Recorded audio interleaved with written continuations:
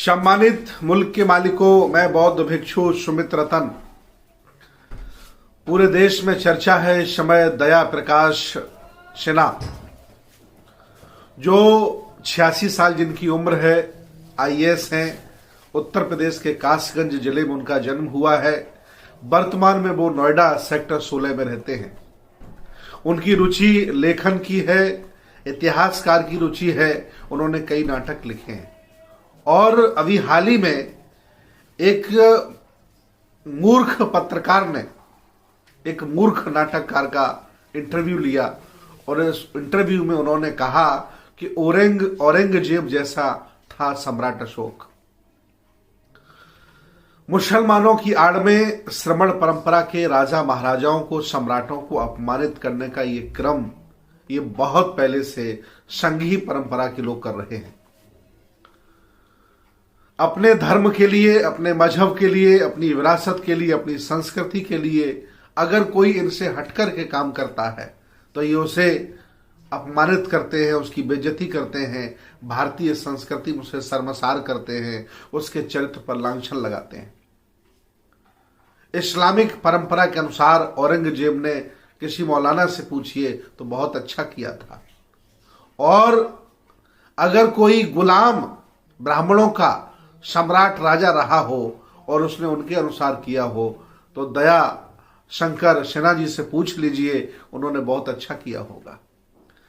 आदरणीय, आप बुजुर्ग हैं, बड़े बूढ़े हैं, अब आप मरने वाले हैं, 2-4 साल में चले जाएंगे, संसार से विदा हो जाएंगे। लेकिन कम से कम जब व्यक्ति मरने वाला होता है, संसार छोड़ने वाला होता है, तो उसके मुख से सत्य वचन निकलने लगते हैं। मैं चाहता हूं आदरणीय दया शंकर सिन्हा जी, आपकी 86 साल उम्र है। एक जिक्र करना चाहता हूं, 86 साल के एक और व्यक्ति हैं, उनका नाम नंद कुमार बघेल है। भूपेश बघेल जी के पिताजी हैं। अगर वो कुछ कहते हैं तो तुमसे बर्दाश्त नहीं होता है और तुम क्या सोचते हो कि तुम हमारे सम्राटों पर, हमारी विरासत पर, हमारे राजा महाराजाओं पर आरोप लगाओगे, उनका चरित्र लांछन करोगे तो हम शांत बैठेंगे?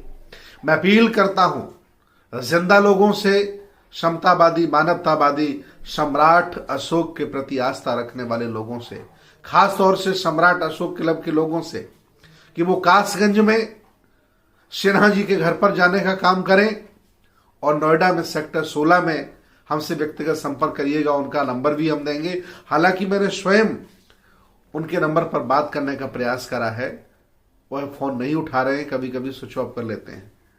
उनकी हिम्मत नहीं है कि इंटरव्यू देकर के वो हमसे बात कर लें।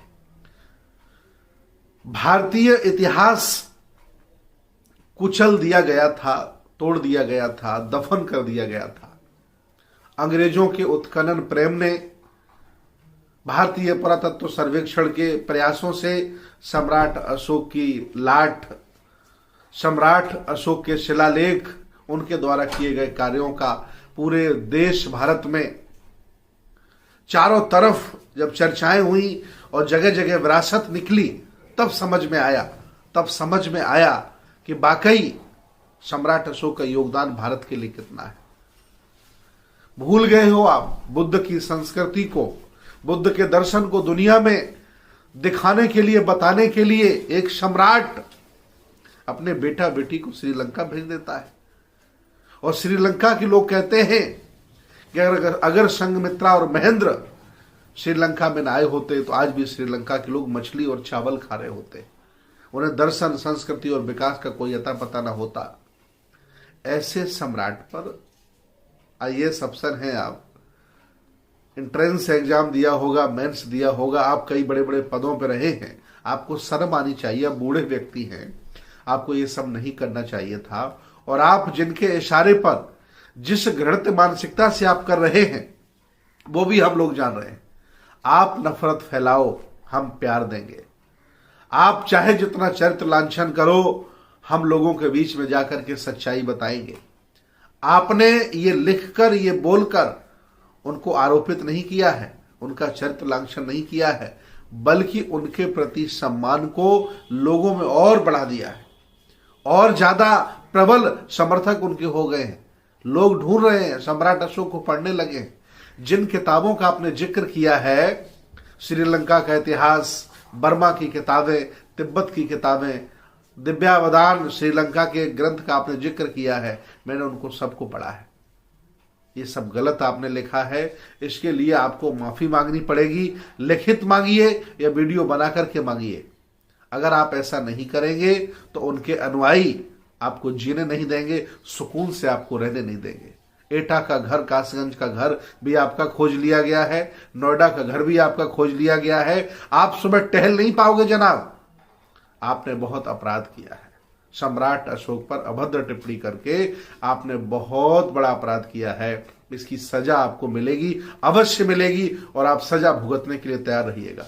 मैं सभी लोगों से आह्वान करता हूं, इनके घरों में जाइए और इनके घरों में घुस करके अहिंसात्मक तरीके से इनसे बहस करिए और इन्हें बताने का काम करिए कि तुम बूढ़े हो, मरने वाले हो, बुद्धि तुम्हारी ठीक नहीं, ये अब अपराध आपने क्यों किया।